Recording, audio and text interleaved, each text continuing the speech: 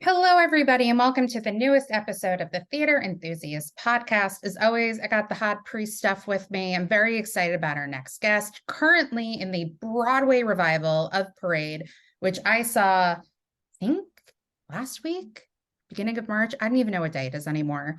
It is a fabulous production. I'm very, very excited to welcome our next guest. Please welcome Paul Alexander Nolan. There we go. You got applause. Cue the applause. Yes. I have an applause app on my phone that I've used for this podcast, but the people who I interview can never hear it. So I just have to applause my. I couldn't even hear you clapping. I could see you Oh, clapping, really? but I can't even hear it. Just like awkwardly looking around my apartment while I applaud you. Yeah, that's right. And that's my wife singing in the background. If anyone can hear that, I don't know. I can't. Well, you have headphones on, so I don't know. That'll help. Well, yeah. She sounds nice. I'm just gonna tell her to close the door. Hold on. Hey, love, will you please close the other door as well? So she's a performer. That's fine. She is. She's more of a performer than I am. Yeah, she was an understudy in Escape to Margaritaville, right? Yes, yeah, she was. Did you ever get to perform with her? I did. She did 5 performances. Oh, wow. Yeah. Well, we'll get into that a little bit later because we're just starting. So I always like to start with, where are you from? I am from Rollo, Saskatchewan, Canada, which is the 3rd province east of the furthest province west, from a farm. And that's what I grew up being around, is a flat prairie with a lot of grain. Wow. Great research for Bright Star. I'm just joking. So what got you interested in performing? I think that it wasn't even on my radar. I didn't have access to it as a young guy. So, I mean, the town I grew up in was less than 500 people population. So, my dad and mom noticed that I could sing because I would sing along with, albums that I was listening to, whether they were the Dirty Dancing soundtrack or In Excess or Roxette or Bon Jovi. And they noticed I could sing, and they asked if I wanted to take singing lessons. I said absolutely not.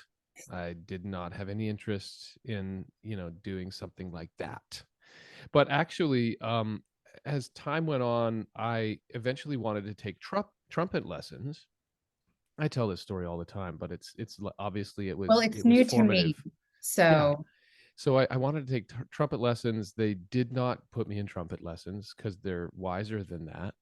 They had this crappy organ in the basement that we could plug a pair of headphones into, and they didn't have to hear what I was playing. And so that's what they got me to play. I thought I was supremely duped. But I had a couple of years of music lessons under my belt. When they asked if I wanted to take singing lessons, I absolutely did not want to add singing to that. But eventually I thought, I think I like singing more than I like playing the organ. So I added that to my my agenda, and was fairly busy because I also played hockey on a successful hockey team in the town I grew up in. And I would just like to say you're Canadian, so that yeah, that tracks. I'm a bit of a cliche around the theater. Everyone's always making fun of all of my Canadian story.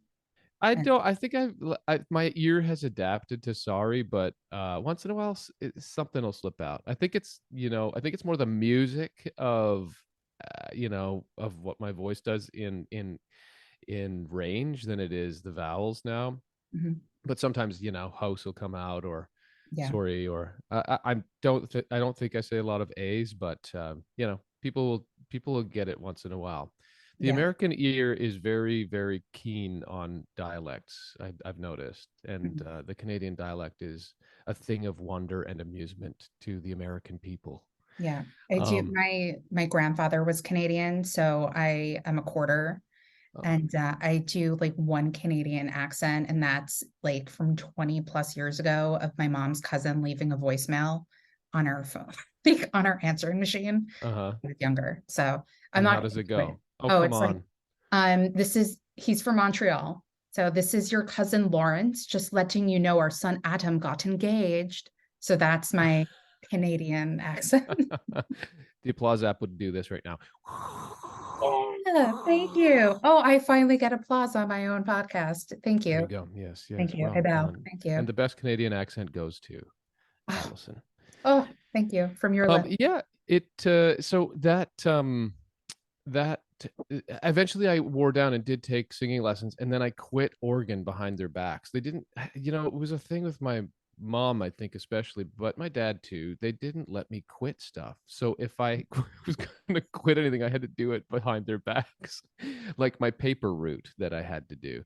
Uh, that I got into because I thought I was going to get rich, but slowly realized I have short legs. This is a spread out town and there's only 16 subscriptions. So, all of my social time after school was lost on the paper route. So I quit that behind their backs, and, apologies are easier to get than permission. So, Yeah. yeah, so that led me to singing. Singing led to auditioning for community theater things in the big city, which is about 30 minutes away from the small town I grew up in. Mm, And in fact, it was my farmer father who was, had his finger to the pulse of the arts in Canada. And when I say finger to the pulse, he paid attention to it. It's not part of the farmer stereotype that you'd have a guy driving the tractor around listening to opera, but dad did. And so he encouraged and took us to things. Uh and one of those things was the tour of Phantom of the Opera, Cats, and then when I saw Les Mis tour through Regina, Saskatchewan, yes, mhm. Regina, Saskatchewan, it changed my life because I saw the kid playing Gavroche and became aware that this is actually something people do with their lives. And from that day forth, I knew what I was going to do with my life. Yeah. So did you go to school for performing, or how did that lead you to the movie strike that we talked about before the podcast started? Okay, so the trajectory towards strike. So what happened Or was, Girls Just, or whatever that movie was called before. it's Girl. too, it's interesting. They do market movies with different Yeah. titles in different countries. Some Yeah. countries it was called All I Want to I want to Do. do it. Yeah. And then I think it was All I Want to Do for a while. I remember that. And then like now it's Strike. We shot it under the title The Hairy Bird, believe it or not. Interesting. Yeah. I think even the production company might have been, or the limited liability, or however they did that back then, was called Harry Bird Productions. Mhm. And the reason I ended up in that movie is I moved to Toronto when I was 17. Mhm. One of my sisters lived there, so I moved in with her, intending to go to the opera program at the U of T, University of Toronto, and study voice there. But within the first week, I knew I was not in the right kind of schooling for me. Um I basically got in because of my audition tape. I didn't even audition for them in person. It was a cassette tape that I'd sent in. And admittedly, I was a pretty talented 17-year-old male that, they let in based on my tape alone. They didn't test my theory, which they normally would need to have. You Done. have a certain amount of theoretical knowledge, which I think was grade 3 harmony. I had grade 2 basic theory, but I got in that class and realized don't know what anybody's talking about, because any of the, key signatures, modulations, I none of it made. I just made music with my mouth. I read it Yeah. a little bit because of my practice growing up with my teacher, but so I left the school within a week and found an agent because of my friend Kelly Handerick, who was a professor at the University of Regina and used to have an agent in Toronto as a professional actor. And he set me up with his agent, which happened to be a very good agency. And when you're a kid, you don't know the difference, but I was lucky and the universe was taking care of me. That agent got me auditions, and in that first, within a year, I had done a few commercials, I had done some children's theater, and then filmed Strike Yeah. in and around Toronto. Mhm. So, if for those who don't know what this movie is, it's an all-girls school in the 60s that's about to go co-ed, and these group of girls are very against it. And so the night they have the mixer, the girls plot against the boys to kind of like show that they're not good and that the school should stay girls only, I should say. I think That's it'd be a good musical. Yeah, they wanted the probably, teachers to decide maybe boys would not be good introduced, yeah, a good yeah, introduction to their school, so they get them all yeah, drunk and throwing up. yeah. And we were mentioning Kirsten Dunst is in it, Gabby Hoffman, Lynn Redgrave, Paul is in it. Yeah, perhaps you've heard of me. Yeah, this guy over here that I'm interviewing. Who else is in it? Hayden Christensen. Sean Yeah. Ashmore, Yes. And Victor. Kartheiser. I think that's how Thank you say you. his name. I don't know. Vincent I just know him as Kartheiser. Pete from Mad I Men. can't remember people I've met like a year ago. So the fact that I remember the running list of the call sheet from Yeah. that So movie if is I meet weird. you in a year from now in person, am I going to be like, I interviewed you for my podcast? Do you remember me? No, great. No, no, especially if you have a mask on. I'm lost. Oh, perfect. Completely lost. Yeah. I still wear masks in theaters though. So, I Yep. mean, I know a lot of people don't, but I still do. Because, gotta, even though when I saw Parade, I was in the last row of the mezzanine, still wore a mask. How was it up there? It was good. I mean, I have a thing where if I have a larger stature person sitting literally in front of me, it's still kind of hard for me to see, even if Hmm. I'm in the last row, because I'm only like 5'4" and 3/4. The three Uh-huh. quarters are important. Yes, yes, Um, they are. Every yeah, quarter because I inch thought I counts. was 5'6" for the longest time. I'm not. Um, yeah, no, it was really good up there. And I will get into Once because you were in that, and it is one of my favorite musicals of all time. And I didn't realize how big that theater was until I was actually like in the mezzanine for Parade. I Hmm. had discussions with my friends about it, and they said that they would probably prefer sitting in the mezzanine for Parade. So, because there's so much going on, you kind of want to catch everything. So, the Hmm. mezzanine might be a better spot for it. I would agree with that. I'm not saying it's not good from the orchestra, but with that raised platform on Yeah. the deck, which we call the gallows, where a lot of the action happens, if you aren't in the center of the orchestra, there are things happening on stage right or stage left if you're too far off that are blocked by that. Now, it's not main action. You're Yeah. not going to miss any main action, but the mezzanine, it looks really pretty from. Yeah. And you also have people periodically sitting in the boxes. That's right. So, where you Hmm. guys did your opening night photo shoots. Yeah. Yeah. Yeah. You saw Yeah. those, huh? I did. Yeah. I'm a theater nerd enthusiast. So How did it turn out? I thought they came out very nice. I goof off in those things because I just want to have fun. Yeah. My sister got married a couple of years ago and they're like, let's do photos of you. I was like, why are you just doing photos of me? So I was like very awkwardly like posing for photos. Hmm. Just, how do you sit for a portrait or like someone taking a photo of you in front of something? To me, I just don't know how to pose myself. Yeah. So, how did the Stratford Shakespeare Festival come into your life? Okay, so jumping ahead a few years, so that's maybe almost a decade later, Oh, wow. almost a decade after I shot Strike.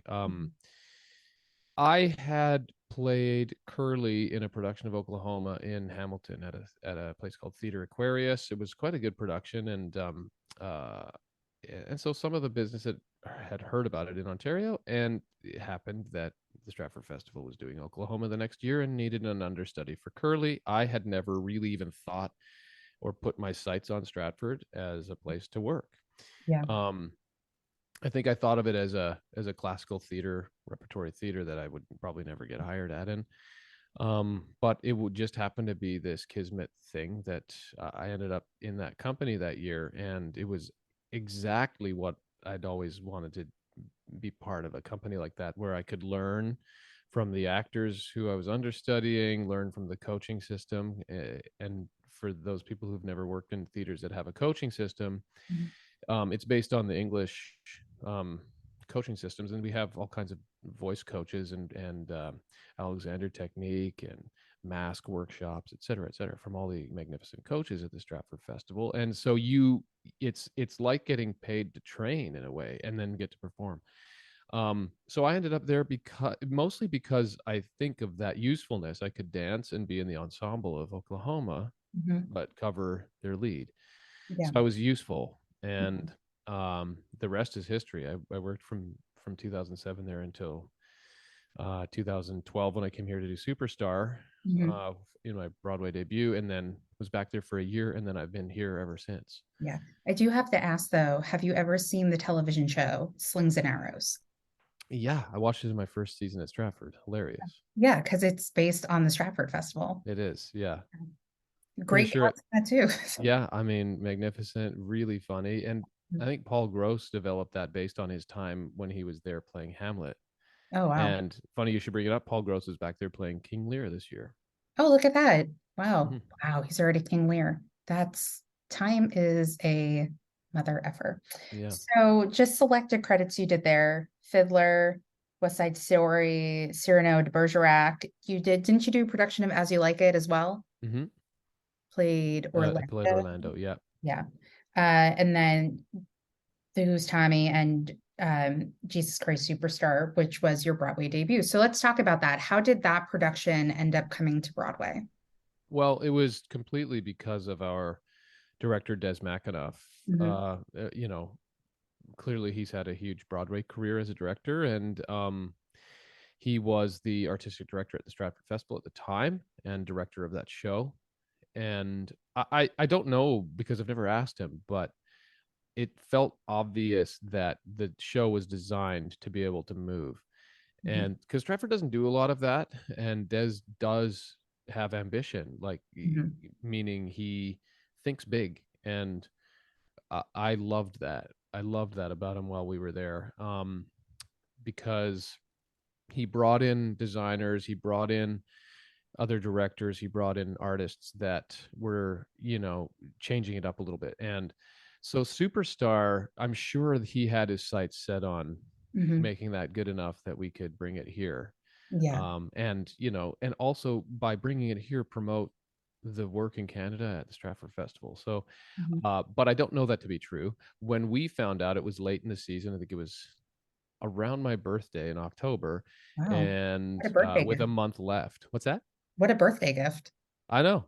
You're like, We're oh, you're we're going to going to Broadway. Broadway. Happy Yeah. birthday. Yeah. Cool. Great. Yeah. I'll take it. So it was really Des's work, Hmm. along with Judy Richardson, the producer at the Stratford Festival at the time. And we moved it, of course, from Stratford to La Jolla first because La Jolla had um, Finding Neverland back Hmm. out of their slot at their in November, December. So we finished in Stratford, and 2 weeks later, we were performing it in La Jolla. It was awesome. It was such an adventure. Yeah. So what was it like making your Broadway debut as Jesus?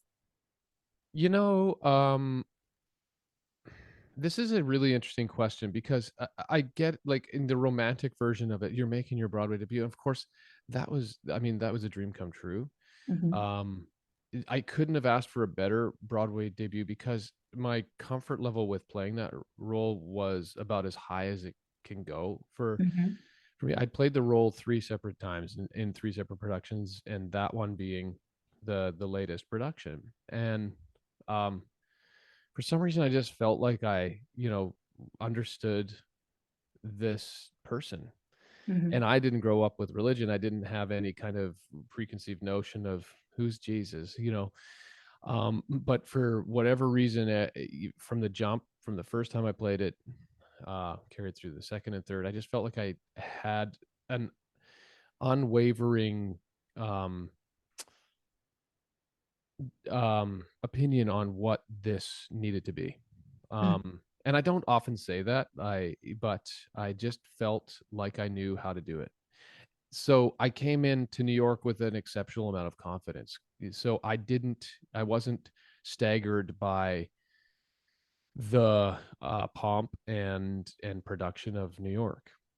I just got to kind of enjoy it. It was, of course, one of the harder things I've had to do because you have what I have to sing in that show, but so you have to take monk like care of yourself. But you know, and but other than that, it was a great way to make a debut. I mean, who who debuts as Jesus and Jesus Christ Superstar? It was awesome.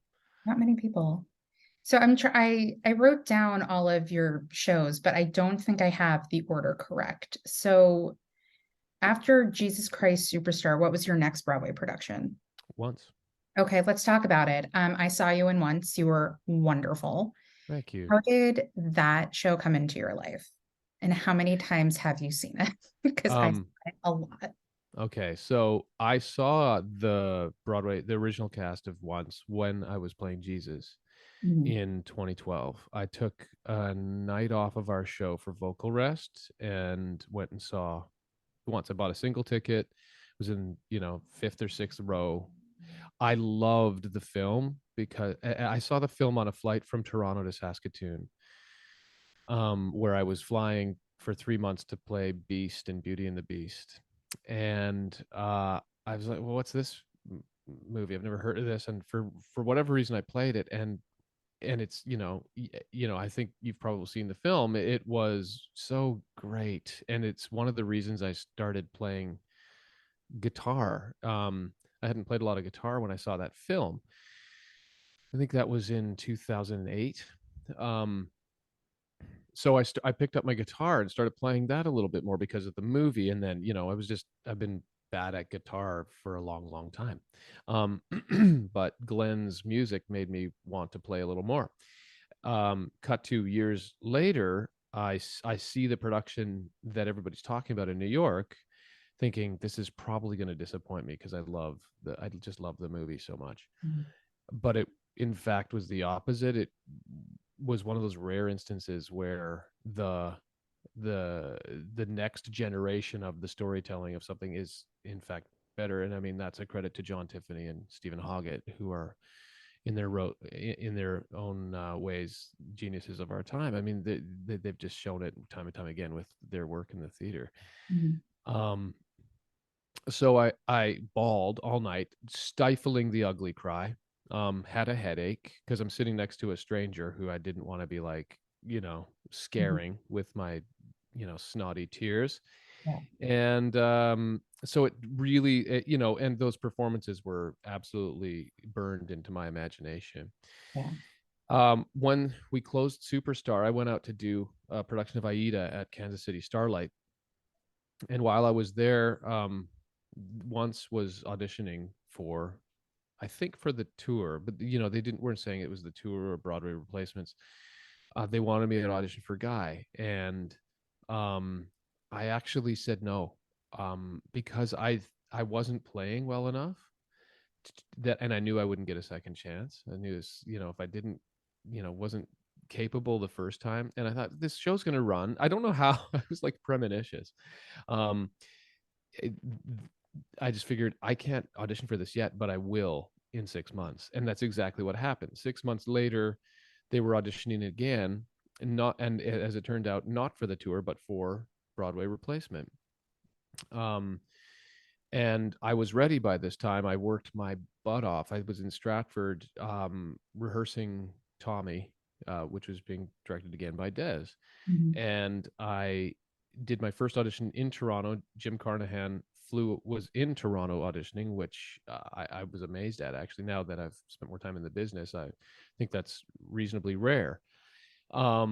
And I wouldn't say my first audition was excellent. I was nervous to play the guitar in front of people. It was fine, but I think what the reason this job worked out for me is they were not needing someone immediately. So Mhm. they saw enough in, what I could offer that part when I auditioned for it in Toronto, that they invited me to New York about 4 months later. And so I went to New York 4 months later and had vastly improved on the guitar. Um, and so I think that was the reason I got a third call, which was for a movement call. They flew me to New York. I did a movement call with Steven, and then a small audition with John and Steven again, and the rest is history. So they were all spread out over about 6 months, and I think they just excuse me, saw my work ethic and improvement. And I still kind of look back and think, I don't know how I booked that job based on how I was playing guitar at the time. I'm a lot better now, but it was scary. I got to say, it was daunting to step into a show that I revered, Yeah. with a group of musicians who were actually great musicians. Feeling a little bit like, I know that I'm here because I can act this and sing this, but the guitar stuff I really, really, really worked hard at. Yeah. Did you have any interesting interactions with audience members pre-show? I don't remember having interesting I started that. The thing is I entered that stage. If you're talking about the pre-show hootenanny that we had in the bar, Yeah. um, I came out there. We played six songs altogether. I Mhm. came out for the last three, and Guy is in. As far as I interpreted him, is is going through massive grief. And in fact, I looked at him as suicidal. He wasn't going to jump off a bridge, but he was giving up music. And for a person like that music is their soul, that was cutting their soul off. And she saves him. Mhm. So I looked at him as suicidal. So I wasn't like chatting up people that were hanging out at the bar or anything like Well, that. no, I meant like people coming up to you and saying something like, "Oh, Are you getting it? Did you come up to me and say something? no, no, no. I Oh, wouldn't, okay. no, I'm not that crazy." So Um, I wouldn't. I wouldn't. I don't remember any conversations. Yeah. I Well, did no, I bring 400. this up because there was like when the show first came out, Kristen Milioti and Steve Kazee did like that Broadway.com Ask the Star a question. And Mhm. one of them was like interactions. And he was saying that somebody came up to him, kept saying like something from Kentucky, like they're from Kentucky, like he is, but he's like, I'm from Dublin, staying in character. And then Oh, somebody, they said, brought spoons on stage and started playing with the musicians. uh-huh. Yeah. That's It's, funny. I don't remember any of that, but I'm yeah. sure I'm sure shenanigans like that happened. Yeah, I'm sure. I It was just, awesome. They served beer from the stage. It was great. oh no, again, I know the show well. I saw it when it was at New York Theater Workshop 3 times. Oh wow. And the first time I saw it, nobody applauded. And because they were so engrossed in the show. And I've only ever done this time, but I saw it on a matinee and at intermission, I bought a ticket to see it again without even seeing the second Wow. act. Wow. Yeah. And then I actually saw it first night of previews on Broadway. And, you know, as you know, being a stage actor, they come out, do the curtain call, people applaud, stand up, lights go up, people leave. The lights went up after curtain call and nobody left. So they had to like make the actors go back out on stage and do another curtain call. Wow. Yeah. That's so cool. I honestly, the show ran it had a great run, but I was surprised when they announced closing. It was baffling. I thought it is a perfect show, Yeah. and musicals are really hard to make, and Yeah. they're never perfect. Yeah. Once was perfect.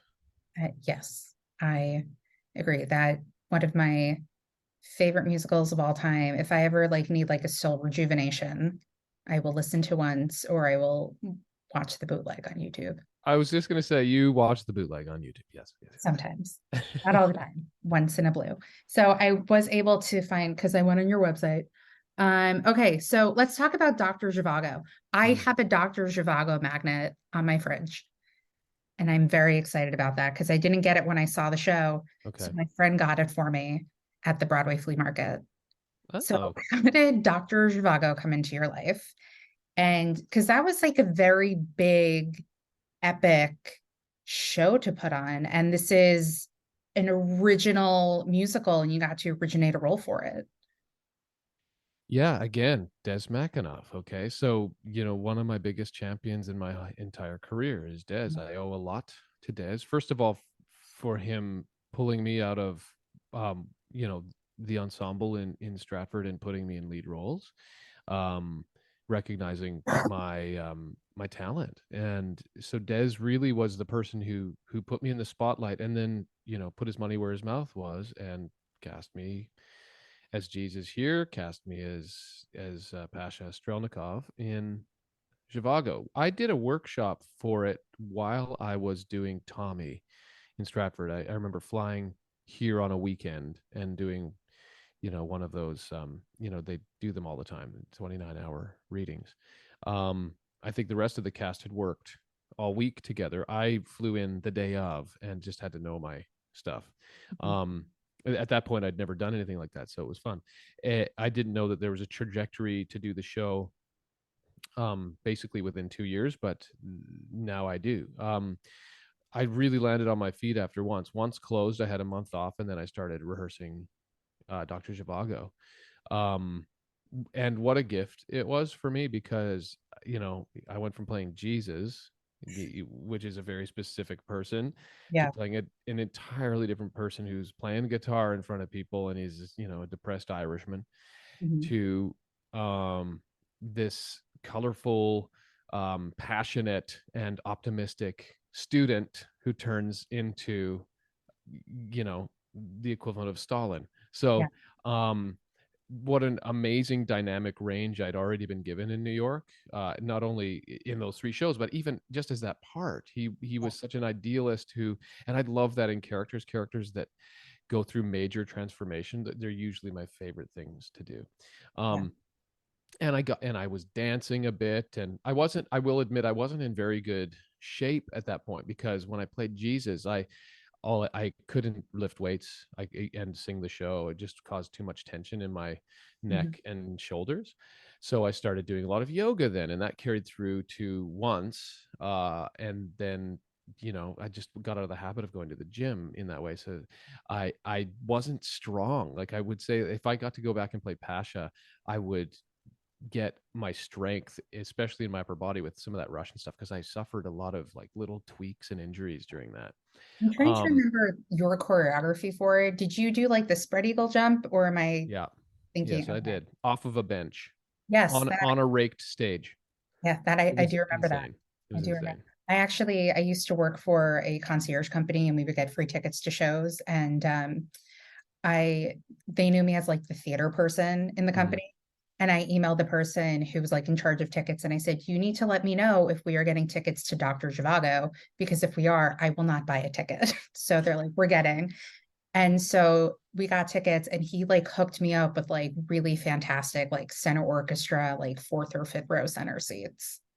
So Wow. Okay, so you yeah, you were in spitting distance. yeah, I was in the action. Nice. Yeah. Yeah. So that's how I ended up in the show. Des just again believing in my um, diversity and ability to take on different roles. Okay. So I had a great deal of fun. It was a really dynamic character. Obviously, the show um, came to an abrupt finish for us, but them's the breaks in New York. Yeah. It's always sad when that happens because I've seen shows where people are just working their asses off, and you just know how much it takes to put on a show. And sometimes it just doesn't, work out for Hmm. a run on Broadway. I know. I mean, it's not for the fans or the general population to Mhm. take this into consideration, maybe, but it's really easy to criticize Mhm. shows, and Yeah. even as an artist, you can get into that mindset of, Yeah. and you just have to think about it for a second. You think about the years of work, actually, because a lot of Broadway shows have been developed for 5 to 10 years, Yeah. and so it's a massive blow, especially to the producers, but the artists who spent 2 years developing something, Yeah. and had so much hope for it. That's one of the downsides, I mean, of commercial theater altogether, is that it can break your heart. Yeah. Well, you were one of my favorites in Zhivago, so I thought you were fantastic in that. Okay. So after Zhivago closes, what happens? Because it abruptly ended, and you're like, what now? What was that?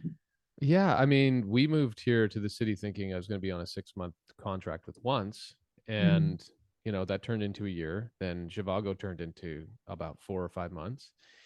Um, that finished, and oh gosh, I think the next thing that came up was Daddy Longlegs, Yeah, off Broadway.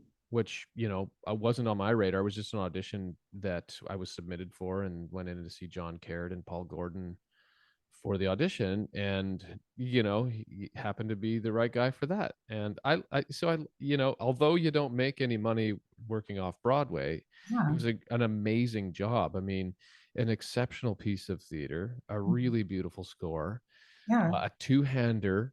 I mean, just another kind of big challenge for me, and I loved it. I loved working with John. I loved working with Paul and Brad Hawk, the music director, and Megan. Yeah. And that soundtrack is so good. Once in a while, I go back in my history every couple of years and go, "Hey, let's listen to some of this," because it was a short time for me because I left early to do Bright Star. Yeah. Um, so I think I did 8 weeks of performances, and I kind of look back on it now and wonder how the hell did I learn that? I learned that show in 14 days, Oh, and wow. that sounds like a lot if you do a lot of regional theater, but this was a two-handed musical with Yeah. with two people for 2.5 hours. So I loved the show, and I loved the team, and what a positive show for girls. I just thought, and I grew up with four sisters, so it was cool to be part of something like that. Yeah. So let's talk Bright Star. How did that come into your life? So Bright Star, that summer after Zhivago ended, Mhm. one of the positive things was that I could now go see my best friend Mike run his first, run, swim, and cycle his first Ironman, Mhm. and that was in Ontario, where Mont Tremblant. So I think that's actually Quebec. And beautiful setting. I got to go up and support him.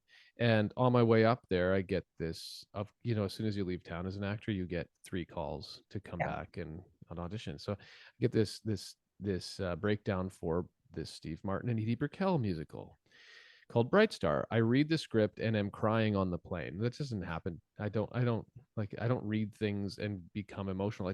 But it just really resonated with me. I loved it so much. Um, and I loved the music that they sent. And I remember thinking, it's one of those things that you do, you get a lot of auditions and you're like, okay, you put in enough work. Yeah. And coming from me, that says a lot because I am not known for being lazy. But on this, I needed to book this role. I was like, if anybody else books this, I will be heartbroken. Mhm. um not pun intended, but intended, because one of Yeah. my character said saying heartbreaker. But I knew that it was for me. I had that sixth sense, the way I did when I knew that if I auditioned for once too early, I would lose my chance to be in it. um so I worked my ass off on the audition, Mhm. went in, saw the whole team on I auditioned 3 times. The first time was one of the best auditions of my career. I felt confident. I was emotionally available. I was, able to take the direction from Walter in the room. I just had fun.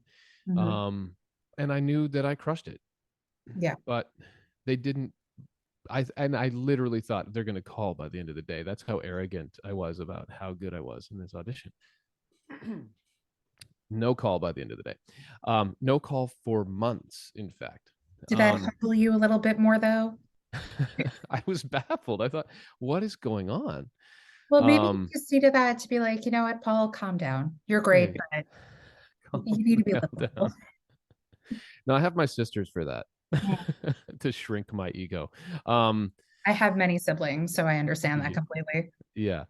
A healthy dose of reality. No, I was baffled, quite frankly, because I'm not that guy that leaves auditions thinking nailed it. I don't, I just see an audition now as a work session where you play and you kind of go, I don't know. It's not Mhm. for me to know. It's for them to, decide, and for Yeah. me to be an artist and play and be in the play, not to try to get it right.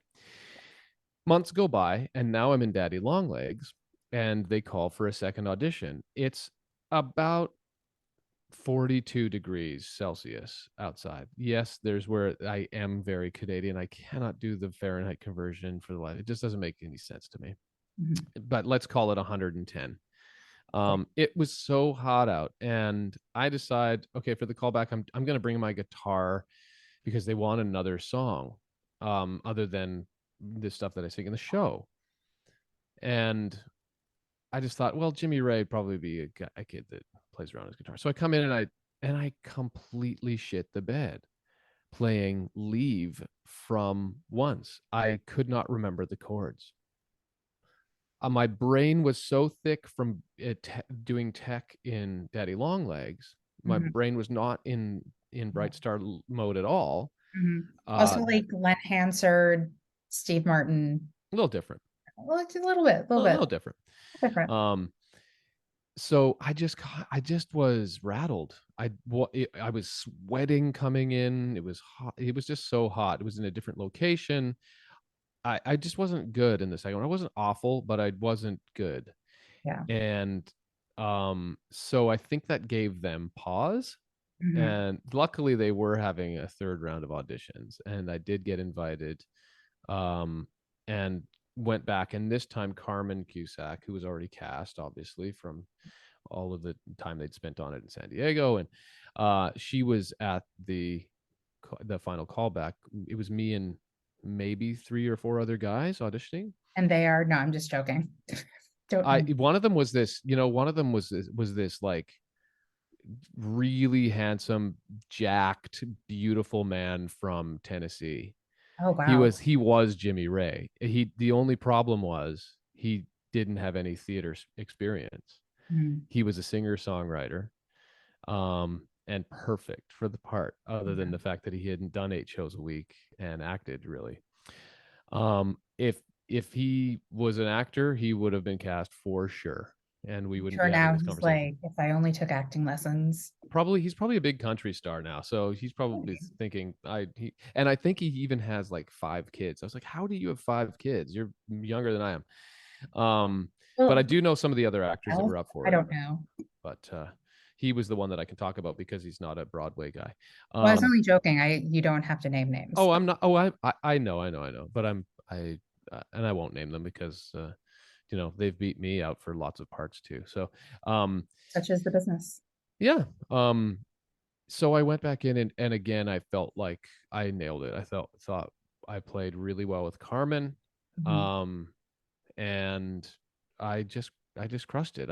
I was as prepared as I could be in the way that allows you to be, playing around in the room and having a great time.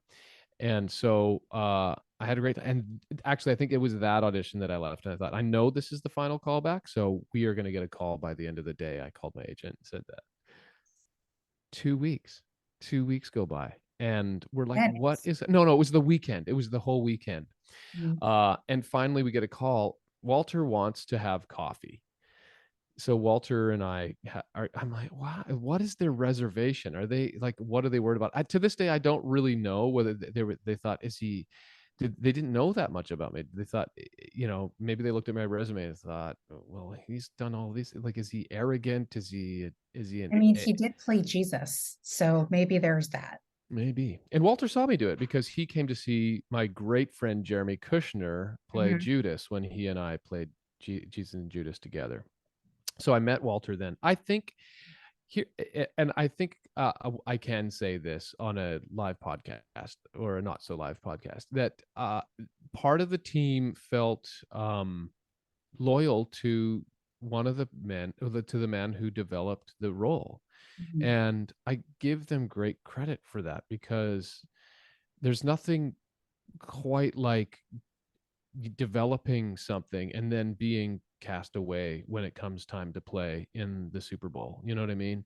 Mhm. Uh and I think that they needed to do it for whatever reasons they needed to do it. But I think that they had one or two of their team that were holding out for that and didn't see the need for recasting. So I think that was the reservation. Um, and hopefully I changed their mind. Well, I mean, I think you did because you got the part. So, Yeah. did you get offered it at this coffee meeting? No, no, no, I didn't. But it Was was it shortly after. was it like 2 weeks? No, Or I think it was by the next day or maybe the end of the day. Okay. Was there a Yeah. phone call after the meeting to your agent like, Yes, of I got course. this? I probably said I have no idea because I didn't know what Walter needed from that meeting. But and I'm friends with Walter, so I think I can say this and it's not talking out of school. I should call him and ask.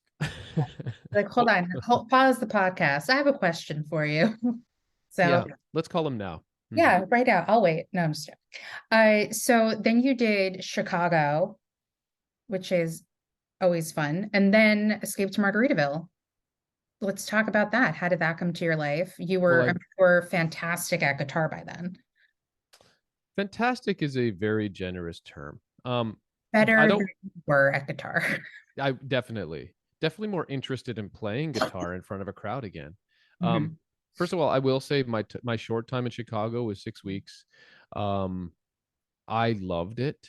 Yeah, I loved playing Billy Flynn, yeah. and I saw it actually. Last time I saw it was January 2020 for my birthday when Erica Jane from The Real Housewives of Beverly Hills was in it. And I forgot how fun that show is. it's so good. Yeah. It's such a good script, and Yeah. Walter's direction on it was Mhm. superb. It was just Yeah. exactly the right thing. I love the show. I love that the band's on stage with you. The orchestrations are top notch. It's a really great part. And Billy Flynn is easily one of the best roles to Yeah. play on Broadway. The show's run so long and done so much stunt casting that we don't necessarily as artists take it as like as seriously as something that's coming out new, but it Mhm. really is a great Yeah. show.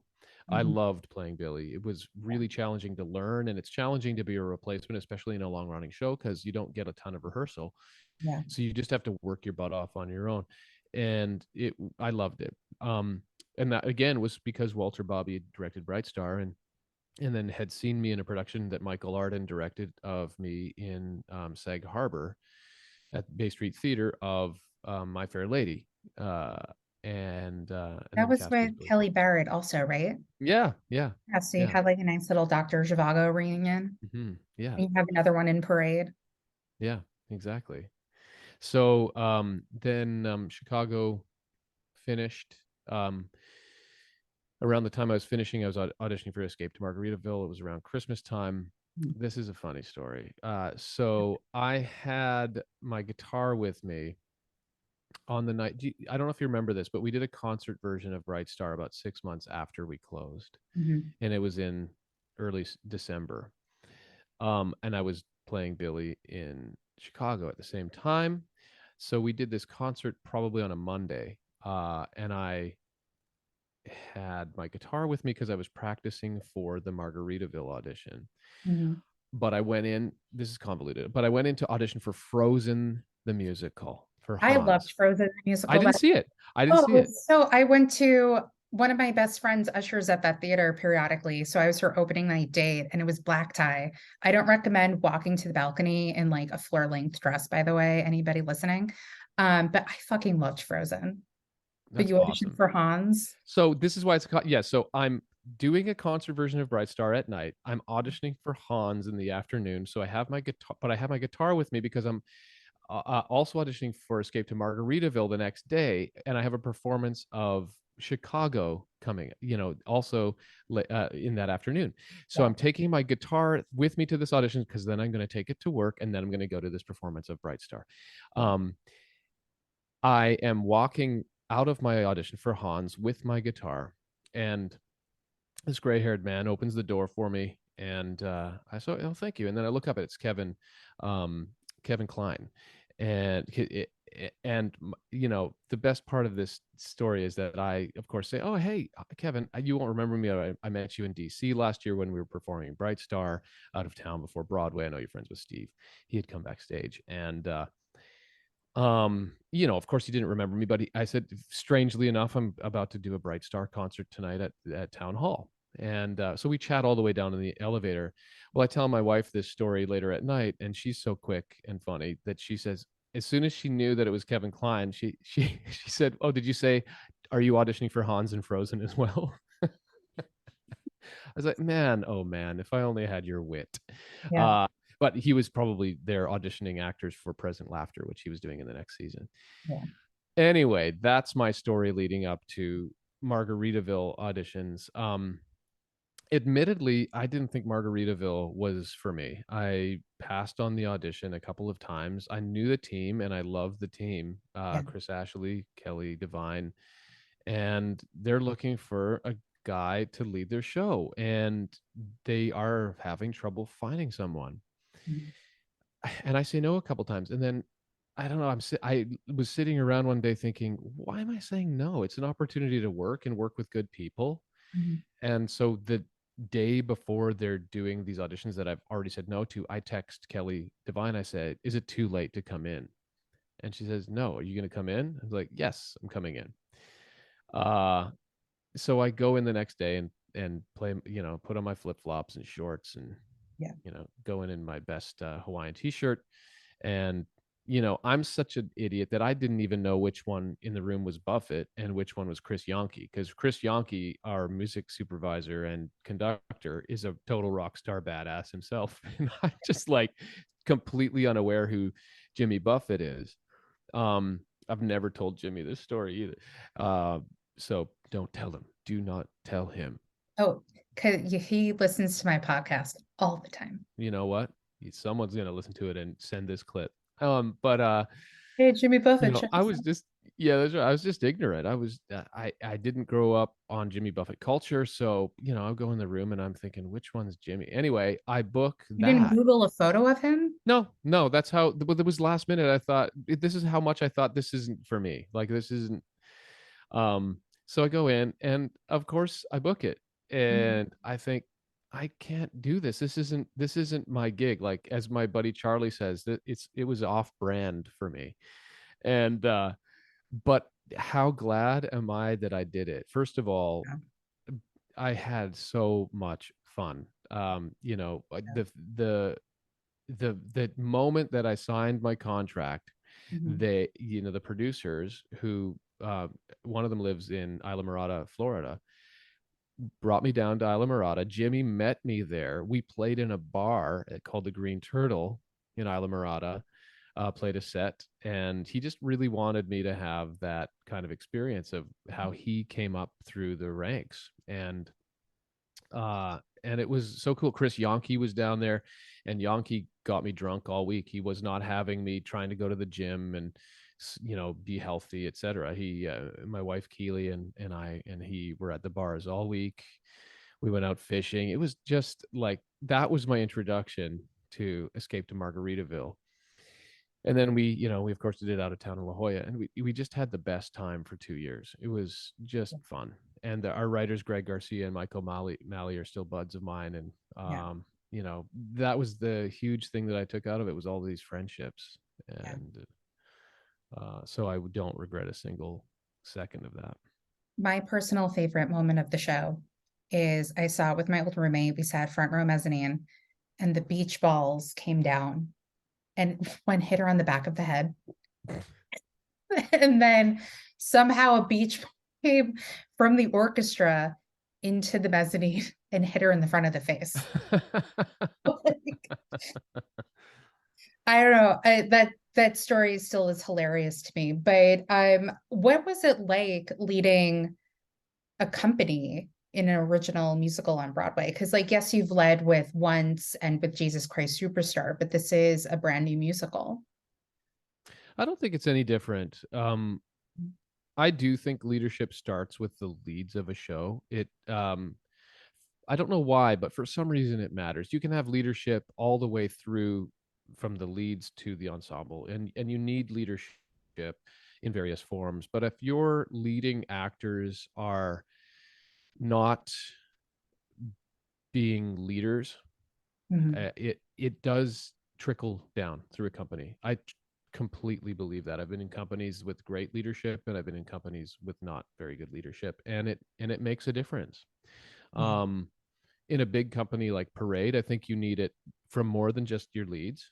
Um, And but we do have it from our leads, we have it from our senior members of the company, which I'm growing into one of those people that I've had enough experience, and I'm getting old enough now that the younger people look at me and I can tell they think I'm old. I'm like, damn you, I'm Oh not no, old I yet. think like on Instagram there was like this one thing about these plastic headbands that were around when I was a kid. And this one girl was like, "What era is this from?" And now, like, all the people my age are just like, "Are you kidding me that this kid is like, what era is this from?" So I'm there. Which epoch does Which this belong to? is this from like ancient times? Oh, like even better now, people my age are freaking out because they just introduced new American Girl dolls from the 90s. Okay. And so they're like, that's not that long ago, the 90s. And they're Yeah, have like 90s American Girl dolls. they're So recycling that as if it's retro now. yeah, I know everything is 90s now. I went into Urban Outfitters a few months ago with my sister. I'm like, this is younger than what you are now. This is what was around when I was a kid. Anyway, enough I about My style will always pretty much remain with lumberjack farmer chic. I whatever works, right? I just don't like having to choose different clothes every day, so I have a pretty limited wardrobe. I like Tina Fey's philosophy, what has the least stains. So yeah, That's good. that's not I like true. it. But I mean, my shirts are stainless, but yeah, just whatever works for you. So anyway, back to you and the leading companies and other things with that. So you were saying with Parade how other people are looking to you as well. Yeah, well, I mean, um if you take we have a really large company, and Yeah. much of it are young people, 30 or less, and this is my ninth Broadway appearance, so I'm getting up there in Yeah. experience, and it's my sixth Broadway, or my sixth cast album, my fourth Broadway cast album. And so people, I realize when I look at it like that there is some reverence happening, and even though Yeah. I'm like, what, I'm just a dude like trying to figure out what this all is, right? But there's a responsibility with that, and you can choose to take it on, or you can choose not to. And in certain situations I take it on, in certain situations I don't. But when it comes to what I'm noticing as I grow up is I'm more interested now in mentoring young actors, um, when they're interested or needed, and show a need for it. I find it really fulfilling. So, and that can appear in small ways, or it can appear in big ways. Have you Uh, ever taught any workshops or would you want to? I have, during the pandemic, I think was when I started, and it was not me generating it. It was someone asking if I would, and I was terrified to do it. Actually, it was Josh Young who played Judas in the production Yeah. of Superstar we did. He's a professor at a university in Michigan now. He asked if I do one, and I said yes, and I was kind of terrified, to be honest, and almost backed out. But I thought, I can't back out on Josh, so I did it, and found that I had way more to say than I thought. In fact, too much to say. I probably talked too much, and as I Yeah. do more of them, I learn to talk less. Yeah. But it's exciting, um, to find out that I actually think I know what I'm doing Yeah. in a lot of ways, Yeah. um, and to help bring that to young artists, or any artist who wants a different perspective. So yeah, I've done 3 or 4 of them now, and I get better at them as I do them, and I really really enjoy it. It's a huge privilege, um, and a challenge. Yeah. So you said you started doing it during the pandemic, Hmm. virtually, I'm assuming. Yeah, yeah, I did 3 of them during the pandemic, and then one since that was in person, which was of course much nicer. But Yeah. um, So bringing up the pandemic, theaters closed. This was pre, I'm calling Slave Play 2.0, which we'll get into. What did you do during the pandemic to kind of like keep your creative juices flowing or, to do something other than teaching these classes? I'll be honest with you. When um, I had a plane ticket to fly to Toronto on March 13th to audition for And Juliet. At that point, And Juliet was starting in Toronto and going to San Francisco without a Broadway theater. Um, so they were auditioning from Toronto. Um, my wife also was flying for Florida, where she was doing the tour of Saigon. And so I saw Diana the musical on March 11th. The next day, the theaters all shut down. Mhm. And on the 13th, I had this flight out. By the time I got to Toronto, the audition was canceled and everything was in absolute mayhem. I told Keely to change her flight and fly out Sunday instead of Monday because Canada was Yeah. shutting the borders. Mhm. As it turned out, I think she could have gotten in, but we didn't know at that point. We spent the first three, so we went from there. We spent the first 3 months on my family's farm farming in Saskatchewan, which was for me was amazing. I have wanted to go back and plant a crop for years, and I've just had work. Mhm. Um, but it really is a recentering thing, something that reminds me of who I am, where I came from, and I loved it. It wasn't so good for Keely because that wasn't her how Yeah. she grew up. There was no like remembering who she was out there. It was in fact a huge um, loss because she was she had met a group of people on Saigon who she became very close with. She loved doing the show and loved having the work. So after 3 months, we flew to Newfoundland, where she's from, and we spent a year there, which I also love. Mhm. Newfoundland is definitely my home. Even though I'm not from the island, it feels like home. I love her family. I love the culture there and everything.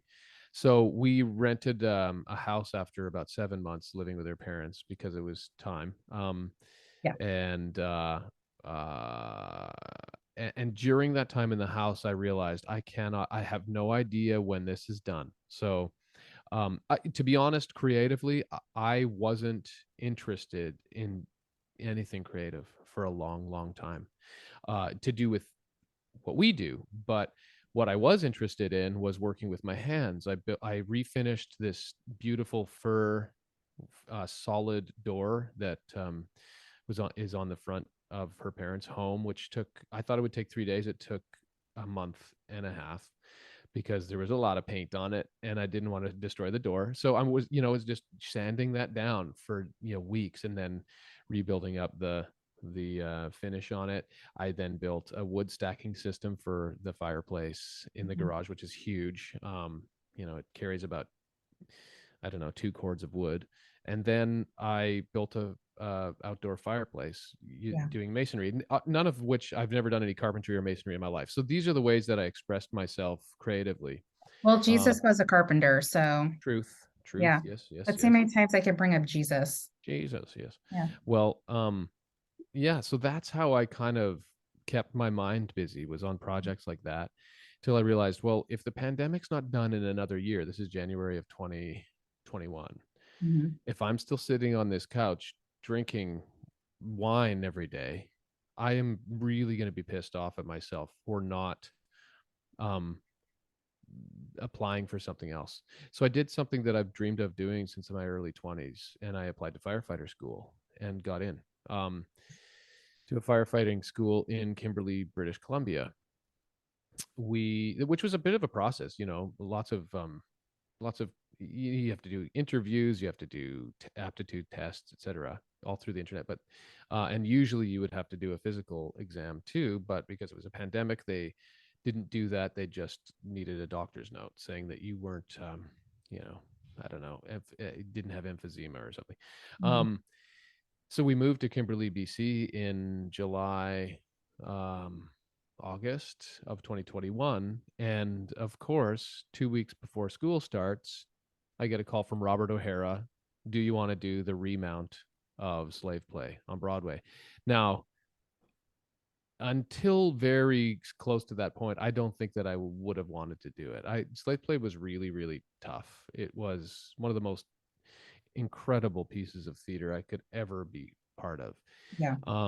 But it really was the hardest thing I've ever done. Yeah. And after I finished it the first time on Broadway, I kind of didn't know if I wanted to act anymore. And I would say that that was because I I know what it takes to do my job the way I want to do my job, and I don't think I can do it like that. Yeah. 8 shows a week, 52 weeks of the year.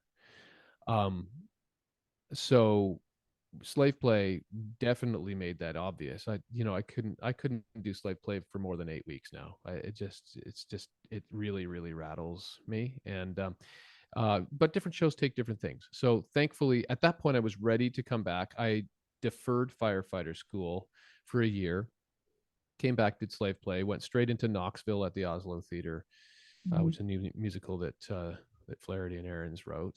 And Another cast recording. yeah, another cast recording. Frank Galati directed, the Mhm. late wonderful Frank. And I landed on my feet. I just all of these ships came in, including Parade, and then Life After at the Goodman, a musical by a girl from Stratford, Ontario, named Britta Johnson, who's a little genius. So all of this stuff lined up, and it became clear. Okay, that's not my firefighting is not my path. It is a great interest of mine, um, but it's not for me yet. Yeah. Maybe you'll play a firefighter in something. You Let's know, do a firefighter musical. sure. I can direct it. I Uh-huh. can't write or play anything, write music, but I'm a pretty good director. There you go. So let's do it. Boom. We're If on. anybody's listening and wants to write a musical or a play, Backdraft the musical, okay? yes, I done. mean, And I'll have stranger things where have should it happened. take place? Canada? Canadian firefighter? Yeah, America? I think so. I think the mountains of British Columbia. Perfect. So let's talk a little bit about slave play because you were saying it was very difficult. And I really liked the show a lot. And I didn't really know much going into it. And when I worked in the hotels, people would ask me about it. And I said, I can't tell you anything about the show without giving anything away because it's one of those types of shows. So hmm how did hmm that show start for you? I give all the credit to New York Theater Workshop Mhm. casting director Taylor Williams. Um, to this day, I've asked her, and I don't think there's a great answer, but she just thought of me for it. She thought I'd be right for this role, and as much as we don't like it or want to admit it, there is a bit of a there can be a snobbery between plays and musicals, Yes. even in New York. And like, there's plenty of examples of actors who can go back and forth, or Mhm. who do go back and forth, but there's way more actors who can and just aren't given the chance. So the fact that she thought of me for this, I think, was probably confusing to our director, who like had seen me in Escape to Margaritaville. Was like, so that guy's the Jimmy Buffett guy's gonna Yeah. play Jim. Well, I think Um, that's also another thing too, because the many podcasts I've done, I've always brought up how I directed these virtual readings over the pandemic, but majority of the people that I worked with are all musical theater performers and they're doing these straight plays virtually. And the topic has always been brought up, if you want to do a straight play, a lot of people don't look to musical theater actors because they go, oh, musical theater. No, they don't think of them for straight plays. I don't really know why. Yeah. It may not be a conscious bias, but it does happen. um I don't know, I like to use sports references, and this may be a bad one, but if you're known, like, if you're playing tennis and you're known to be a strong server, like Yeah. if you're Pete Sampras back in the day, Mhm. uh you don't think of, let's say, I'm actually bringing up an example that I know zero about, but like let's say Sampras has a Mhm. weak backhand, but they like, you don't go to him for like, oh, we need a good strong backhand to play in Yeah. this doubles match. So it may just be unconscious bias, but because musical theater is the hardest of if not, it's a really difficult genre to pull off. Yeah. And the best musical theater actors are just great actors. Yeah. um take the music away, and they're still great actors. So I don't know why this happens, but luckily Taylor thought of me for this, and it was one of those other things. I read the script. I was ignorant enough to think, what a great opportunity, what a dynamic play, what Mhm. an amazing role. um Very very challenging role, very dynamic role, and I was like, I'm in. Like, so I worked really hard on the audition, went in, and quite frankly, I think one of the biggest reasons I booked the role were because of my sensitivity to the material. And and I'm not going to be giving anything away now because we're not running the show, but like act 3 has a fairly challenging sexual scene. And you know for those of listeners who haven't been in an audition before, you generally are provided someone who's reading the scene with you, actors who act the scene out with you. And I knew that I couldn't use the actor to do this act of violence, because that actor's sitting in the room with dozens of men coming in doing this over and over and over again with her. And I couldn't use her physically. And in fact, um I even told her and the panel that I was going to move, when it moved into an act of violence, I was going to move from her to using an object that I'd brought into the room, so that this actor didn't have to be doing that all day. And I think that sensitivity to the other actor was a big reason I booked the role. Yeah. I think there's dozens of guys who can play Jim in Slave Play. Mhm. Um, as an actor, it's not like, other than the courage to take on a part like that, it's not like a role that is impossible to cast. I think it's probably reasonably easy to cast. It's harder to cast the right human. And I Yeah. think that's, as much as I will give myself credit for my skills and my talent, they also got me the part. I think my sensitivity Yeah. to what the black female was going to have to take on was a huge reason Robert and Jeremy cast me. So Yeah. again, I think I went in 3 times for that. The second time I was really sick, and it was the day after my first audition, and then they just wanted the artistic director, Jim, to see my audition. And I brought in my object 3 times. It was a pillow. Um, so the, you know I can't speak for Robert, but I think that was helpful. Yeah. So doing that show, you were saying how, because you did it off Broadway or you did it out of town. I'm trying to remember exactly where it was done first before. New York Theater Workshop. Yeah, New I York. mean, before that there were workshops that I think Atu James, and even I think Antoinette, who didn't do the first production or the Yeah. second, she joined for the Broadway production at the August Wilson.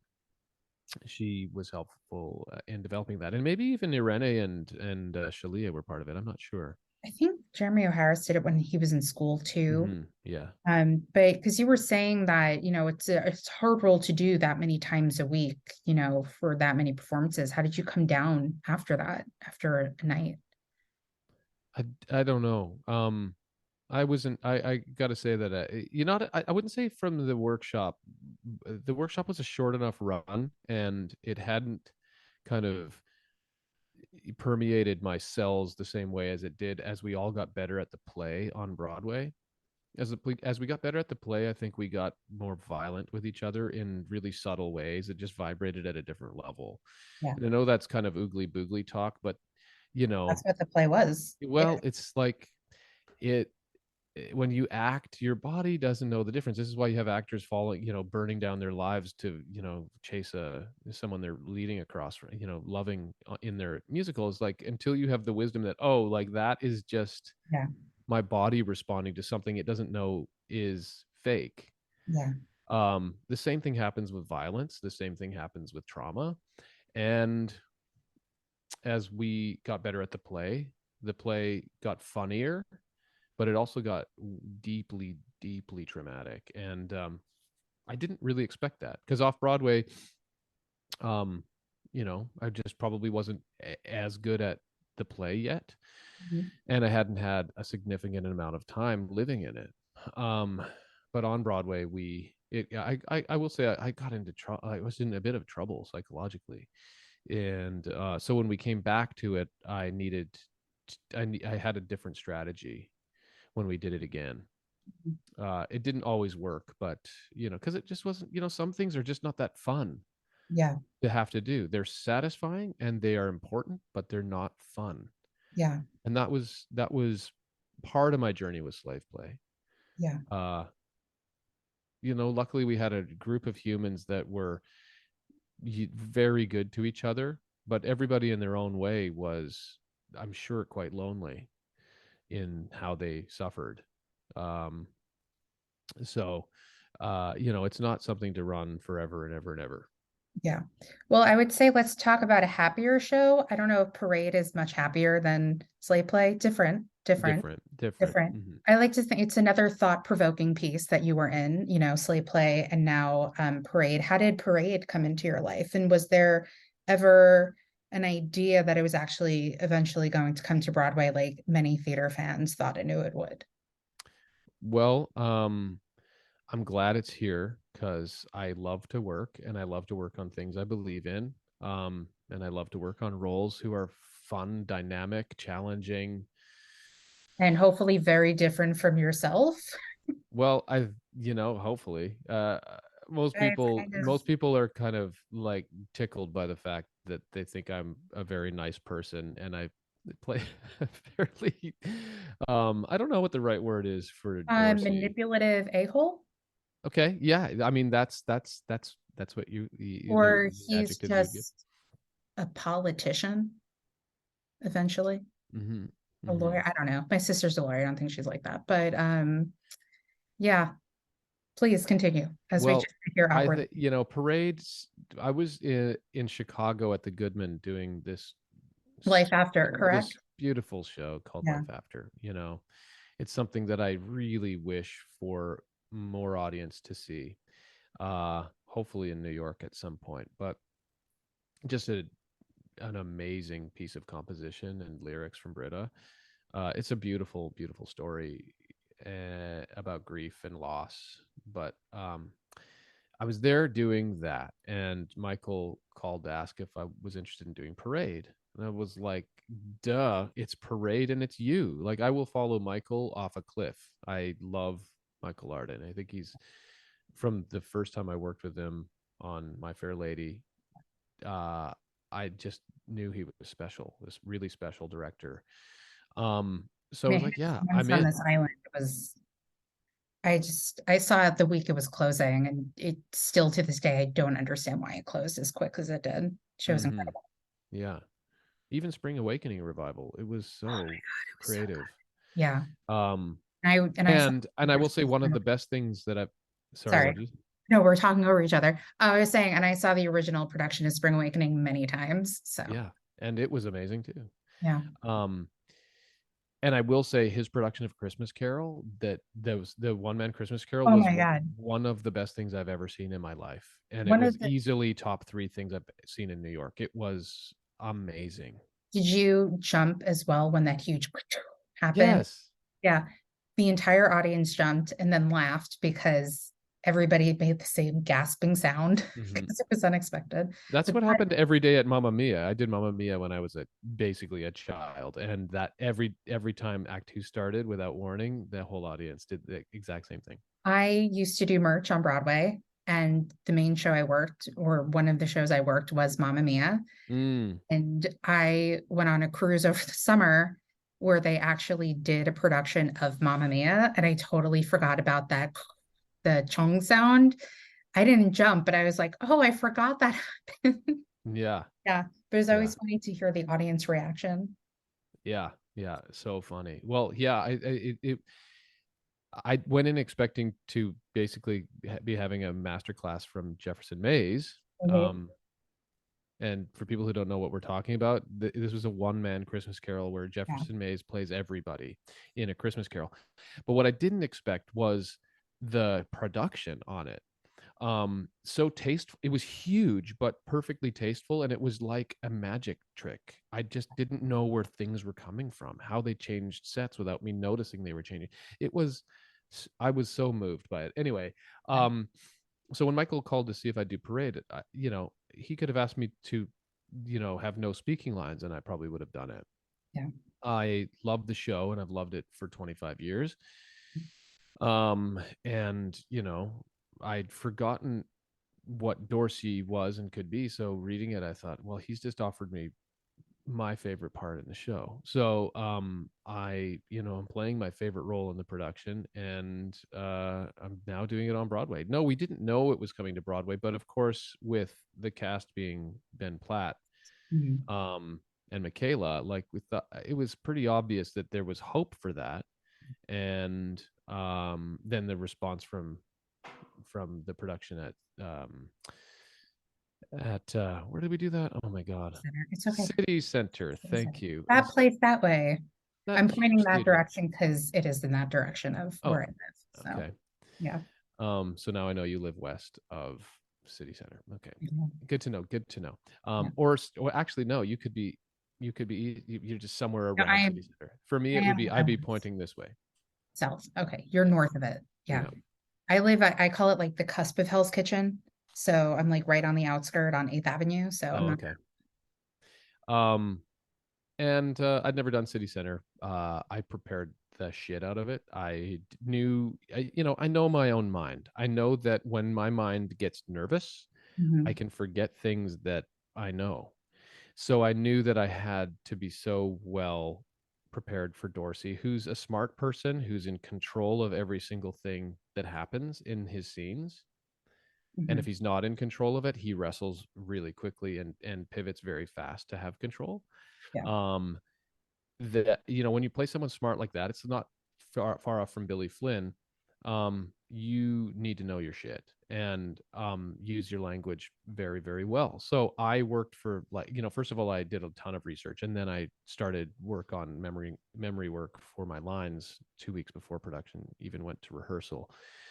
And it paid off for me because I wasn't nervous for the City Center performances. I felt like I was actually doing my job, which in those situations sometimes you feel like you're just surviving the night, going, did I remembered all my lines? Great, that is a success. So I had a lot of fun. And so the fact that we got to transfer was it's a dream come true to do a show on Broadway with Michael. I hope I do 10 more. I love him. Yeah, he's great. And it's a very beloved musical as well. I will admit I didn't really know Parade that well going into it. I knew the backstory and I feel like for me, because I knew what happened, I was just kind of like anxiously waiting the entire show to see when certain things would happen. So that's why I want to go back to see it again so I can just not have that anxiety and enjoy it a little bit more. Hmm. And hopefully not have a very large statured person sitting in front of me. Right, I right. don't have to do that like zigzag thing that one does when they're seeing a show with somebody bigger in front of them. Maybe you'll like Dorsey very much this time. Maybe you'll feel like Maybe I'll be like, you know what? you could have coffee with him. Yeah, maybe I'll be like, he's not so bad. I will say that, like, I, so I'm Jewish, so I was expecting a little bit more anti-Semitism in the show, but Mm, that's just my own personal thing because I knew it happened, but I thought you would see it a little bit more. Again, having not really know Parade that well going into it, but that's just my own little thing with the show. But it's a mm. beautiful production. Everybody's fantastic in it. It's a really fantastic production. And your cast recording just came out, which I'm sure has like all of the downloads from everybody watched or listening at this point. Yeah, we hope so. I'm sure. It's a magnificent record. I listened to some of it yesterday, and we had a huge orchestra. It's just spectacular. It's a Yeah. spectacular composition. Yeah. And you get to keep singing it, for the next couple of weeks. When does that run end? Well, we're scheduled to end August 6th. I mean, in commercial theater, if anything's a big enough success, they'll keep running it. So, Yeah. cross our fingers. Is it weird to be back in the same theater as once? It was Mhm. at first I would say it took a good 3 4 weeks before I don't enter it thinking about once anymore. Um, but when I was actually kind of emotional the first time I stepped in there. I didn't expect that from myself. I'm fairly like, when I move on, I move on. Mhm. But I'd forgotten, like, just looking up at the paintings on the ceiling. I hadn't thought about, just don't think about those things. But I looked up at those when I sang certain songs, Mhm. especially the end of the show. I remember singing Falling Slowly, looking at specific things in the theater, and all of that came rushing back to me. It was one of the best years of my life. So, it's my desert island show. If you made me sign a 10-year contract to any show, it would be that show. Yeah, so that would be like the one show you would go back to. Yes, Jesse Fisher and I, and Ryan Vana, who's in Parade as well. Yeah. Everybody in that company, Yeah. and Nathan, who just saw Parade, and talked to everybody reveres that show as actors.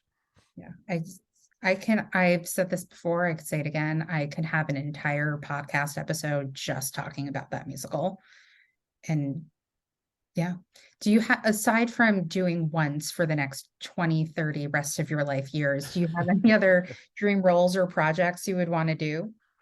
Yeah, I think I do. For me, there are certain shows and roles that I'm interested in. I would say Floyd and Floyd Collins is a really big wish. Mhm. If we're talking about things that are already written, I think the score is extraordinary.